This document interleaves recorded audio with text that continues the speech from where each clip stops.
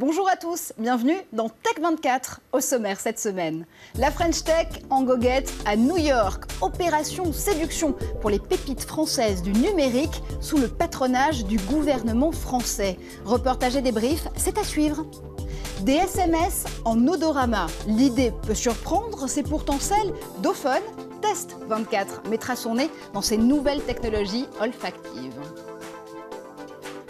Des ministres et des stars des startups en opération séduction à l'américaine. Après avoir dragué la Silicon Valley il y a quelques mois, les Frenchies s'attaquent à New York. Le label French Tech fait son festival dans la Big Apple, histoire de doper la croissance de nos pépites numériques. Reportage sur place d'Emmanuel Saint-Martin et Jessica Lemazurier.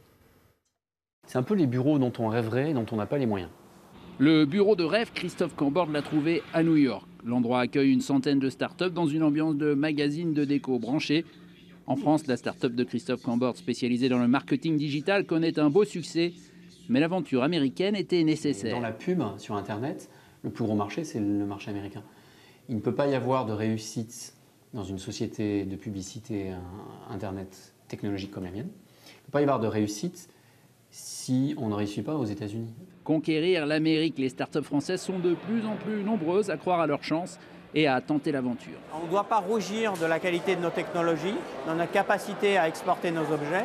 Cédric Hutchings est l'un des fondateurs de WhiteThings, qui conçoit des objets connectés comme cette montre, qui est à la fois un bel objet et un ordinateur qui permet de surveiller sa santé. L'idée est d'apporter dans notre vie quotidienne un véritable tableau de bord de notre santé, sans pour autant apporter un morceau d'hôpital ou des routines très particulières qui vont être attirantes uniquement pour des personnes très motivées. Des centaines d'entrepreneurs français comme Cédric et Christophe se sont donné rendez-vous cette semaine à Manhattan pour la première French Touch Conference. Parmi eux, un homme qui fait figure de modèle à suivre, Jean-Baptiste Rudel a fait entrer sa société Criteo au Nasdaq l'an dernier. Elle est évaluée à plus de 2 milliards de dollars. Alors, la raison qui fait que la tech est une spécialité française, c'est que ça demande des compétences en maths très poussées. Et s'il y a vraiment un domaine où les Français sont très bons, c'est les maths. Et là, les ingénieurs français sont parmi les meilleurs du monde, quoi. Le message avait tout pour plaire à la secrétaire d'État au commerce extérieur, Flore Pellerin, venue ouvrir la conférence. Loin de la morosité hexagonale, en terre américaine, les entrepreneurs français ont le moral.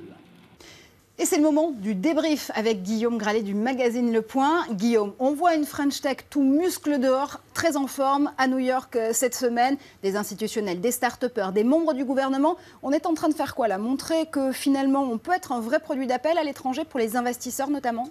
Oui, Marjorie, à défaut d'avoir du pétrole en France, on a des têtes extrêmement bien faites. L'école de statistique française est connue dans le monde entier. Et puis, on a des très bonnes écoles d'ingénieurs. On a l'EFRE, l'EPITA, l'EPITech, l'école 42, par exemple. Et ces têtes extrêmement bien formées sont recherchées dans le monde entier. Par exemple, Facebook, quand ils ont créé leur laboratoire d'intelligence artificielle il y a 6 mois, ils sont allés chercher Yann LeCun. Yann LeCun, c'est une star de New York University, mais c'est également... C'est un Français, tout à fait. Et surtout, il est diplômé de l'école Pierre et Marie Curie. Il est venu avec d'autres Français, par exemple Antoine Borde du CNRS, et ils ont des projets extrêmement fous, extrêmement stimulants. Par exemple, apprendre à des machines à traduire du Baudelaire à la manière de Proust, par exemple. Surtout, Marjorie, on a ce petit grain de folie. Vous savez, la Freebox a été inventée par un Français, Sébastien Baudruche. L'idée de l'iPhone a été soufflée à Steve Jobs par un Français, Jean-Marie Hulot. Et puis, toute l'économie collaborative, le fait de miser sur le partage d'un véhicule à plusieurs Blablacar, c'est né en France. Donc, on a une vraie effervescence dans la création de start-up en France. Allez, ça c'est pour le côté cocorico de ce débrief. Maintenant, on ne va pas se voiler la face non plus. On sait qu'on est plutôt bon en France pour monter des start-up, les lancer. Après, on a un petit peu plus de mal pour les faire perdurer, les faire devenir des ETI, des PME, des entreprises en dur, si j'ose dire. De ce point de vue, on en est où? Effectivement, Marjorie, il manque 2 choses pour que ces fameuses start-up brillantes deviennent des géants mondiaux. D'abord, il n'y a pas aujourd'hui, Marjorie, de marché européen. Il n'y a pas d'harmonisation fiscale et il y a des normes différentes qui varient selon les pays. Ensuite, souvent, Marjorie, il manque de capitaux. En fait, les fameux capital risqueurs, ceux qui font la célébrité de Sand Hill Road, une petite route de Menlo Park où on va voir Kleiner Perkins, toutes ces entreprises Sequoia Capital qui vont investir dans les entreprises et leur donner une envergure mondiale, ça n'existe pas encore en France.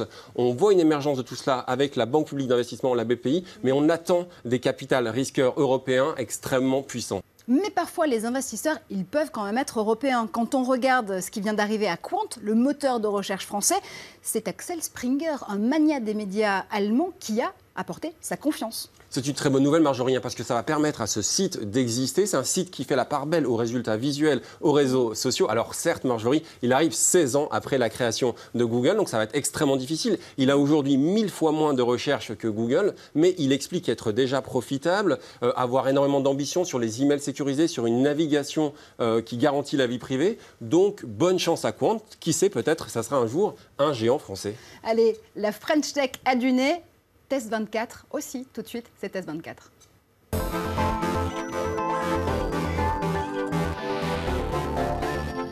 Au rayon numérique, on exploitait déjà largement le toucher, l'ouïe ou la vue. L'odorat est désormais mis à contribution avec Ophone. Il faudra aussi peut-être une bonne dose d'imagination aux utilisateurs de ce nouveau système. Concrètement, si vous avez envie, ça vous regarde, de partager vos émotions olfactives avec vos amis, il suffit de prendre en photo ce qui se trouve devant vous, d'en décrire les senteurs via une application et d'envoyer le tout par SMS. Le destinataire doit ensuite recomposer l'odeur via des cartouches d'arômes de l'Ophone, la preuve en image. C'est une carte postale olfactive. On prend une photo, on y associe au choix plusieurs parfums et on envoie le message par SMS. Non, ne rêvez pas, les parfums ne voyagent pas réellement. C'est le message qui libère l'odeur dans un boîtier. Ici, j'ai noisette, j'ai cacao et j'ai fumé. Et donc, si je continue à démarrer, je peux sentir les arômes du café ici devant moi. Dans le ventre de cette Ophone, 8 capsules de 4 parfums, 32 odeurs de base comme légumes, baguettes de pain, fromage, poivre, fruité, boisé. C'est simple, il y a 300 000 associations possibles.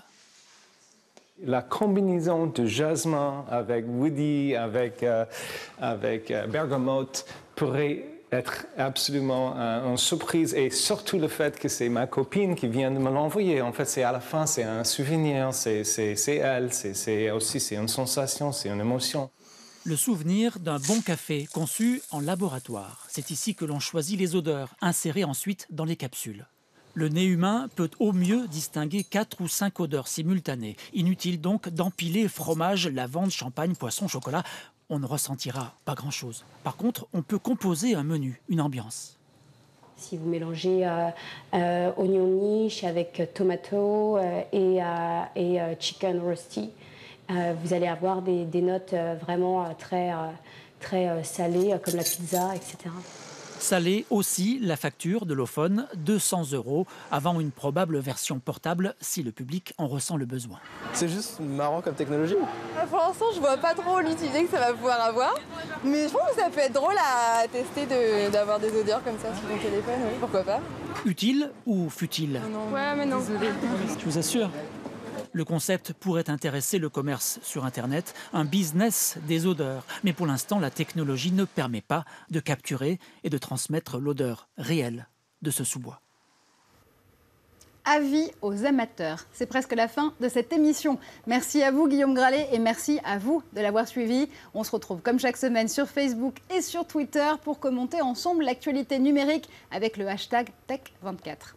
Amazon en rêvait, une chaîne russe de pizzeria l'a fait. Utiliser des drones pour livrer ses clients. Le coup de pub a eu lieu dans un parc dans le nord-ouest du pays et ça reste légal en Russie tant que ces livraisons se font par les airs et surtout dans de grands espaces ouverts. Restez connectés, on se retrouve très bientôt sur le plateau de Tech24.